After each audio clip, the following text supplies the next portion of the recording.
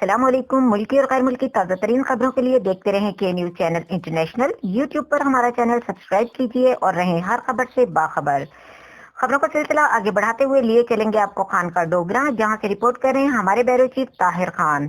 खानका डोगरा में assistant commissioner Safdarabad ने गैर कानूनी मिनी पेट्रोल पंप और गैस रिफिलिंग करने वालों के खिलाफ बड़ी कार्रवाई की है। गैर कानूनी काम में मुलव्वस 8 दुकानों को सील करके दुकानदारों के खिलाफ मुकदमा दर्ज करवा दिया गया, जबकि दुकानदारों की जेल यात्रा के लिए भी भेज दिया गया। खानका डोगरा में अवामी शिकायत पर कार्रवाई करते हुए assistant commissioner Safdarabad madam Lareeb Aslam ने जगह जगह बने हुए गैर कानूनी मिनी पेट्रोल पंप और गैस रिफिलिंग करने वाली दुकानों को पुलिस की भारी नफरी कैमरा अचानक चेक किया। मुतअद्दिद दुकानों को मौके पर ही गिरफ्तार करवाकर इनकी दुकानें सील कर दी गयी।